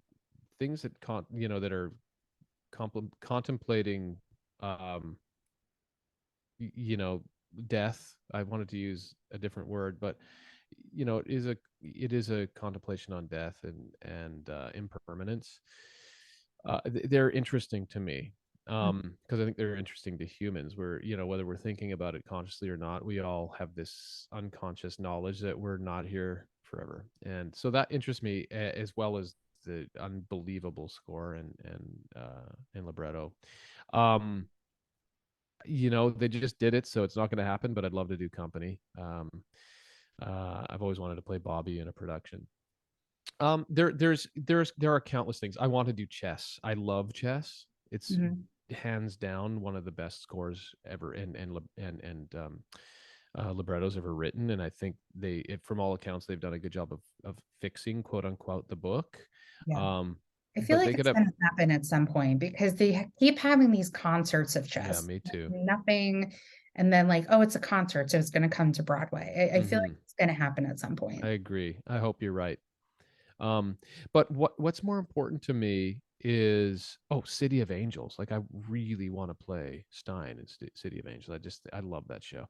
Um, so there are numerous examples, Mhm. but what's more important to me is working with directors, Yeah. um, and other actors that I can learn something from, that excite me, that have a point of view that teaches me something, and challenge me to be a better actor. Yeah. Well, we That's do have really. that Firefire musical Yeah, coming at some yeah, point. yeah. That's right. Mhm. That's going to be just the worst musical ever. It's going to be so bad, especially with me directing it. So you mentioned that The Christmas Carol was one of the best things you've seen in New York. Do you have any other top going theater experiences?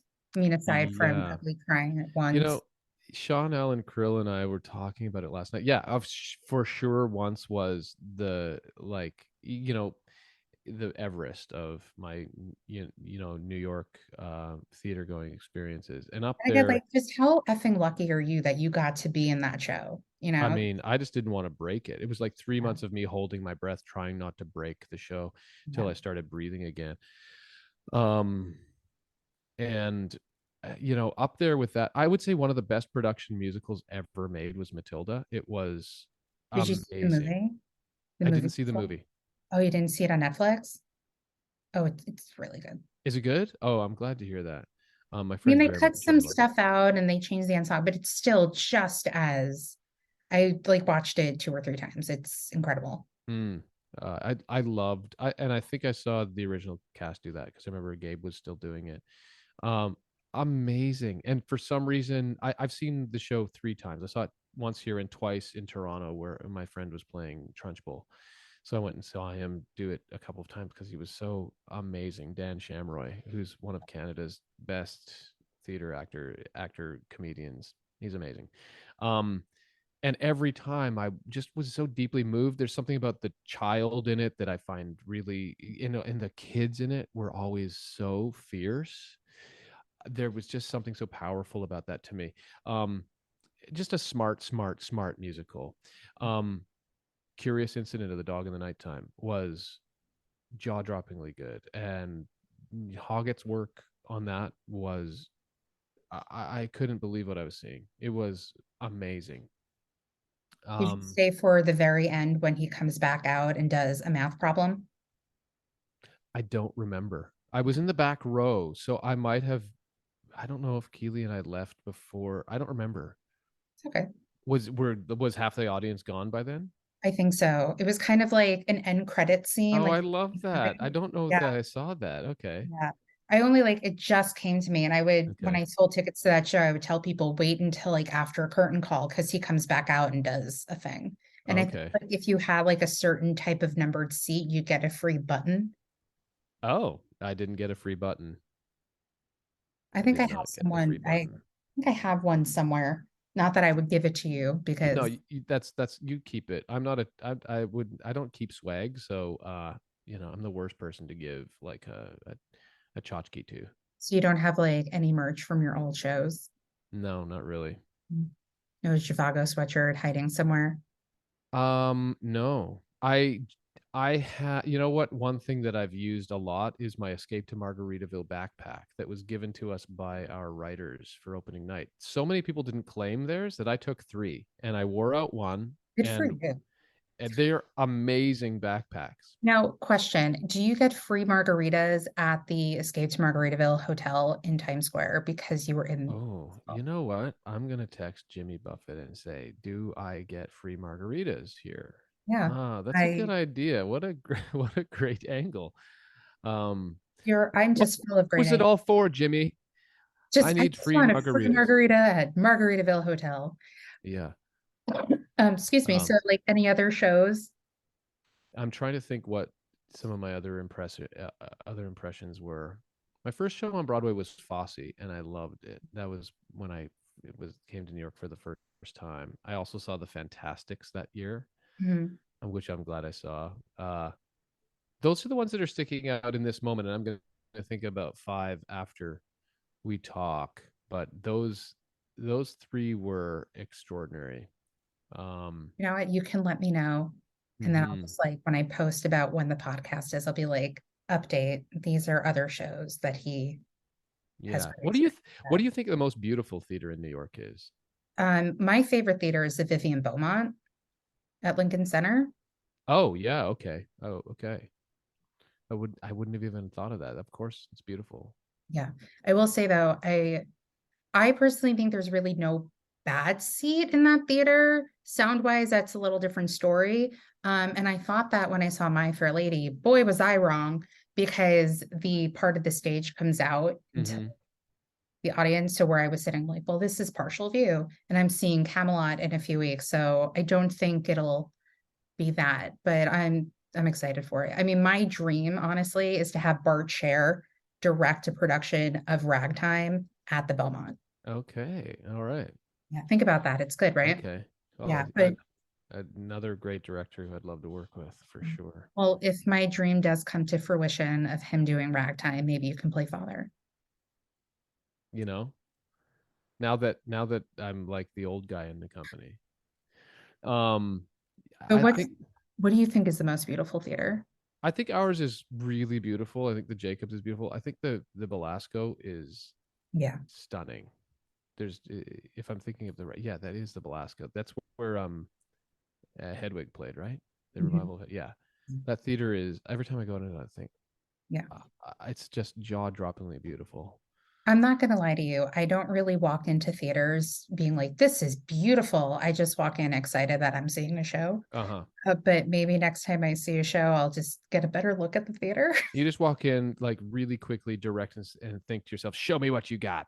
Yeah, no, I'm like, Prove okay, it." I'm in bathroom. Look at the merch, my seat. If I like the show enough, I'll buy a magnet. I have so many show magnets, it's bad.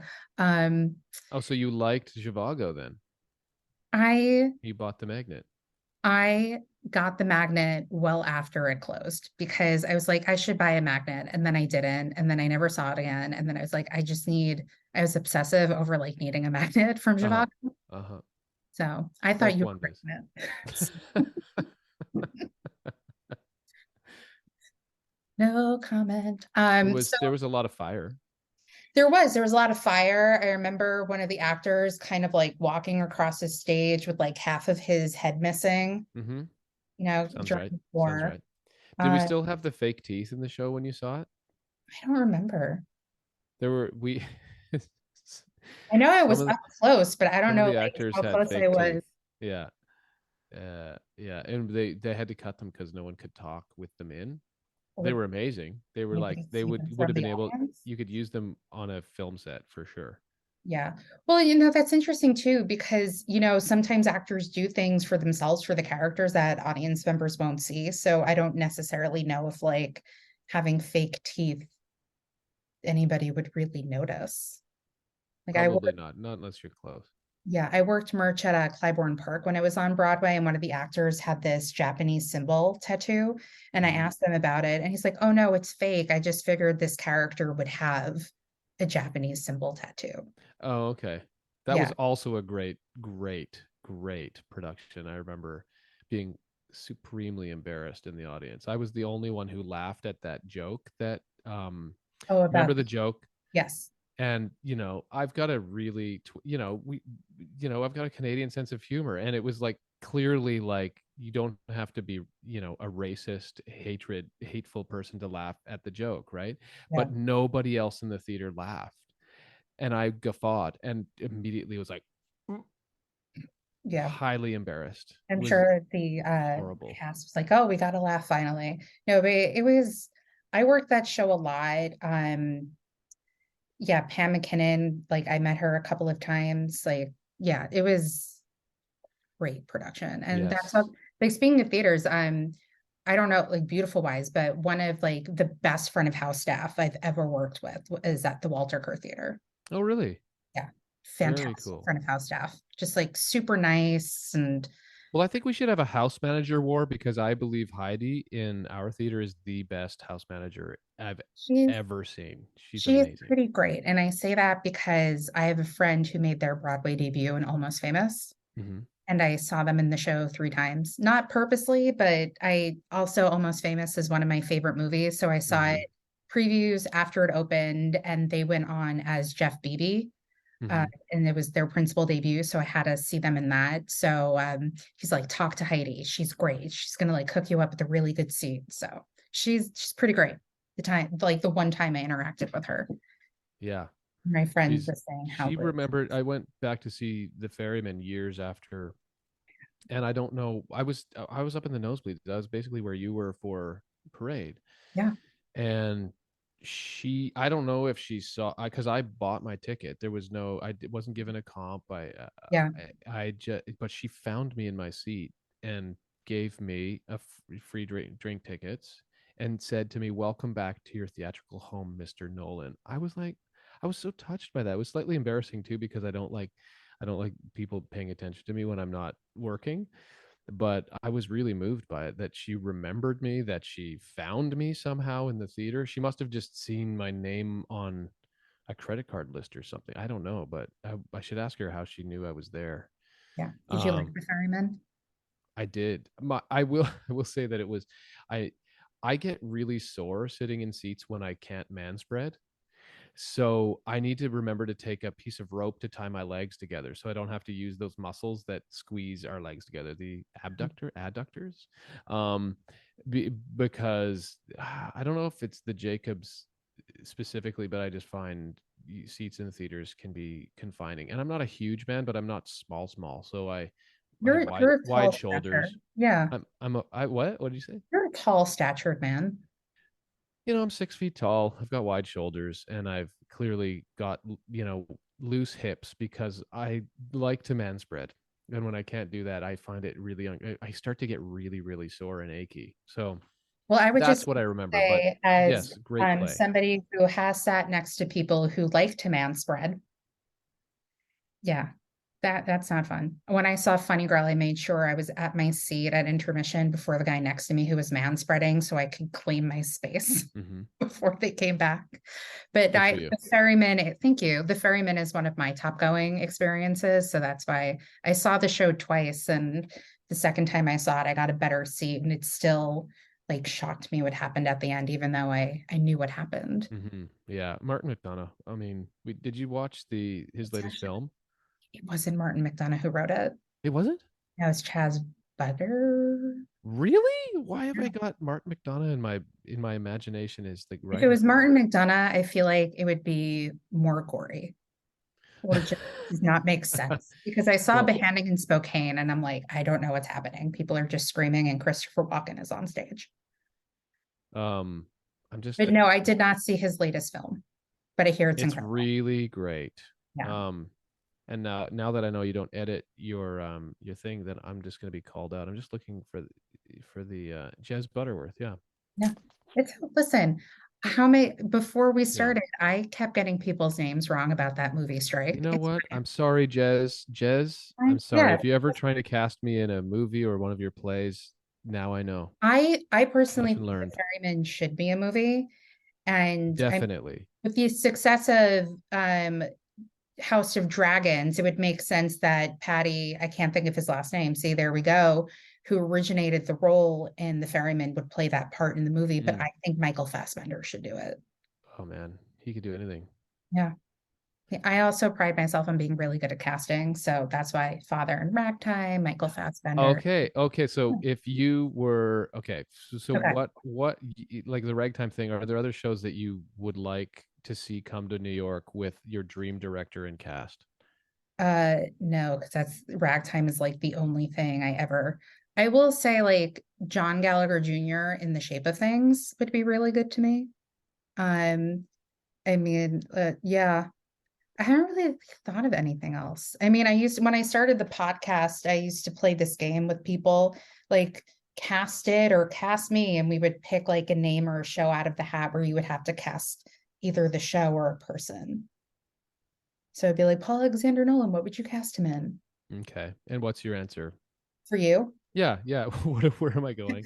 Where am I headed? Ragtime. I will say though, during the pandemic, there was a reading that I did want you for, but we couldn't get you, which is fine. Um, it was actually a Neil LaBute play called The Money Shot. I remember that. Yeah, that was me. Hi. Hey, uh, I remember that because I read it and I don't remember why we couldn't do it. I Maybe I was too busy with the fireplace. probably listen, I always say like you get who you're supposed to have That's for right. readings and in time like sometimes it was a pandemic. Sometimes people just don't want to do it and the agent is just being very Listen, nice. don't feel bad. I turned down a reading with John Doyle in the pandemic because I just didn't feel up for it. I was just like I was messed up. I gotta say. You listen, you're not the only performer. There was another person I had come onto my podcast and I don't remember what we were talking about. He's like, oh, did you reach out to me during this time? Because like I was, not interested in doing anything. I was doing carpentry. So it happens. I'm looking at the email right now from the Muddy Shot. Oh, that's from Um, like 2 years ago. yeah.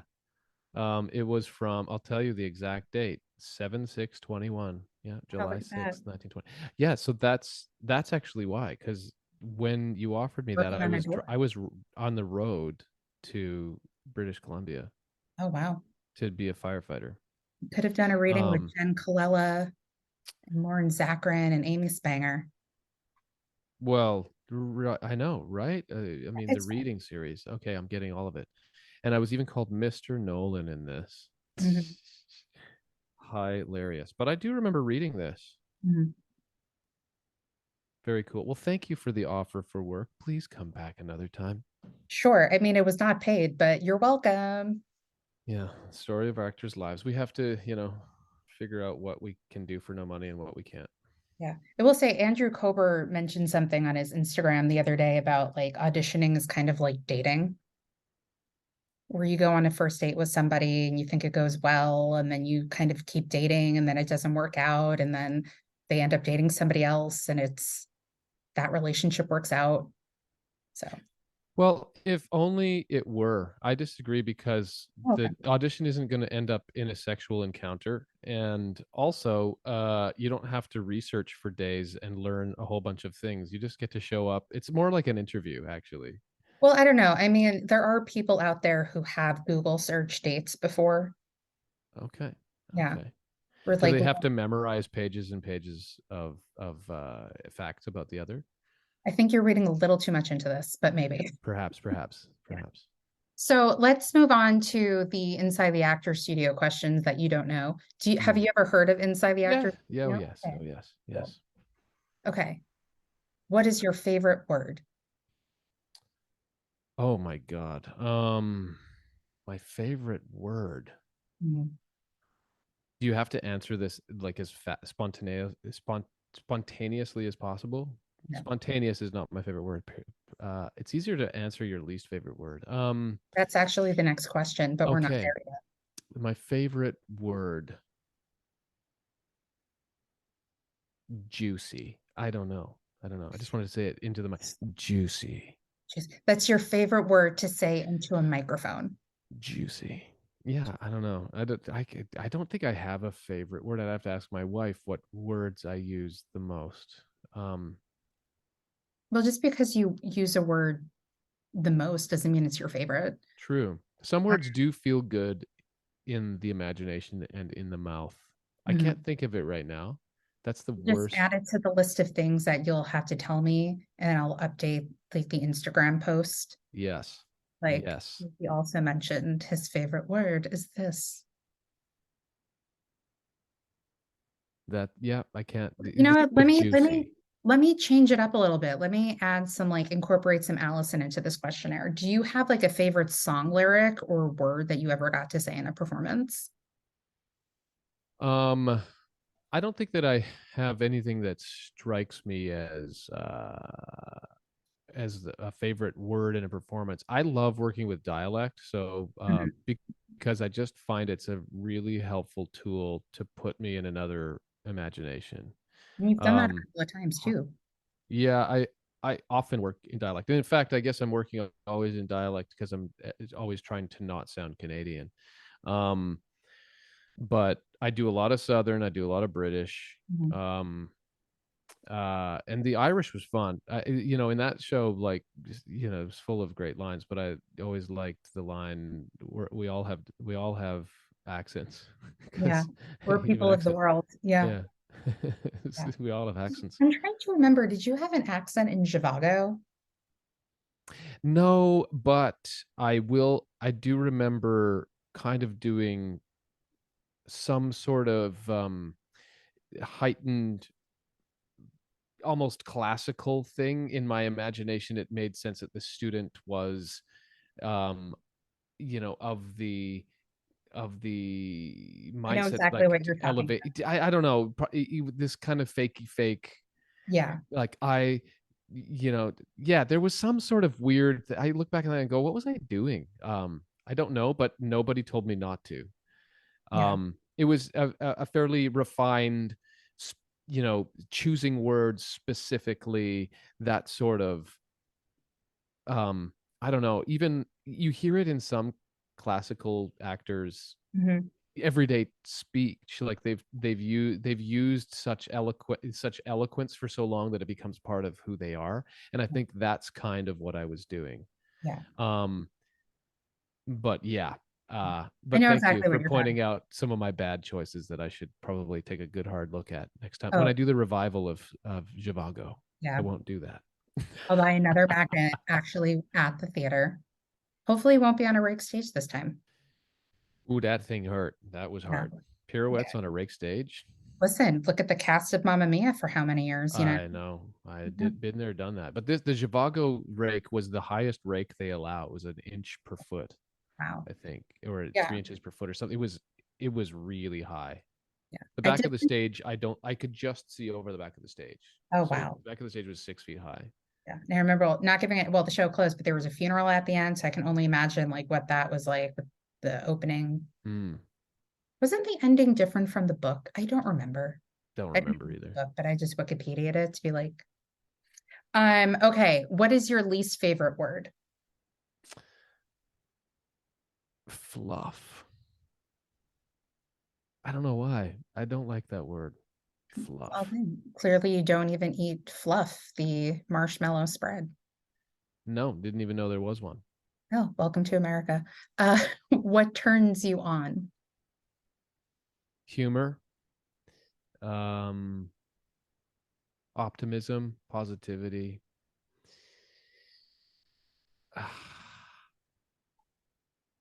Fun. I don't know. It's funny that I'm saying all these things because I kind of feel like I ride the middle a lot, but uh yeah. Creativity, kindness, trees, nature, solitude. Are we anything else? Clearly a lot of things turn me on. Listen, Um to each his own. Music, humility, beauty, What turns you off? ugliness. I mean, that needs to be a bit more specific, but um disingenuousness, uh negativity, the Leafs losing a playoff series. I thought that That's one hockey, might crack right? a smile. That's hockey. Yes, thank Yeah, you. I know. I Thank was you. like, it's hockey. And for a second, I was like, did he say Leafs? He The was there. Leafs. Yeah. The Leafs. Leafs. Because Oh, I you know what turns me off? what? Singing. Okay, here's a pet peeve. This is a turn off. When you're singing a song and someone starts singing it with you in a different key. It's my irrational, like, why you can sing with me, but let's sing it in the same key. You don't get How to many choose times has yours. that happened in your career? Oh, it's more like at home when my Oh, wife okay. sings the song. She picks up the song I'm Like, singing, but then sings it in a different key. do you just stop and you're like, honey, that's in the wrong key? Yeah, sometimes I call her out. Sometimes I just take joy from the fact that she's singing because when she's singing, I know she's happy. That's nice. Yeah. What is your favorite curse word? Oh, I mean,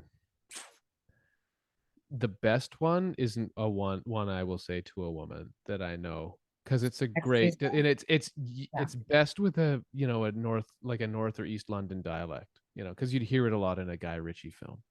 Oh, got it. But So it works differently, like because it's almost part of everyday speak there. yeah. You know the one I'm talking about. Yeah. See you next Tuesday. Yeah, yeah, Yeah. but it's a really offensive word to many many people. There are some women who love the word. Our friend Sarah loves the word, and Oh, I she have a friend who loves completely. it. She goes, it's just a vagina. Like, Yeah, yeah, that's yeah. what it is. Yeah. But I think it's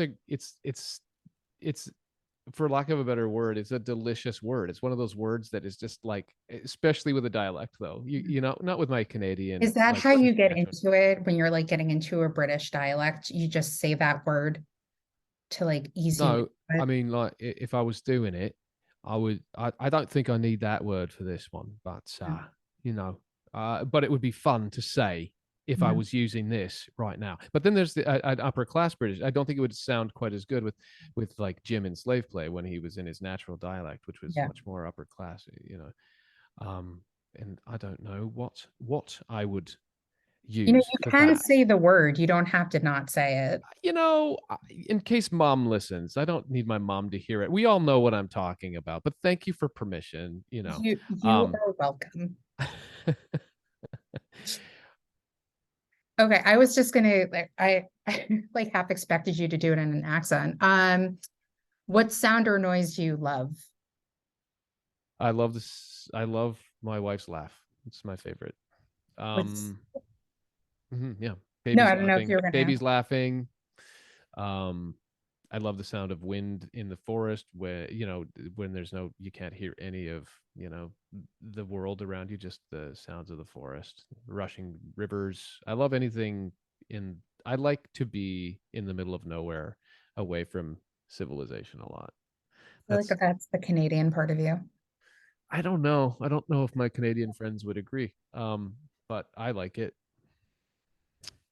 What sound or noise do you hate? The air brakes on the A train after the train stops at 207. If I forget that it's coming, it basically is shortening my hearing, and like, increasing my hearing loss by like 2 years every time. It's horrible, so loud.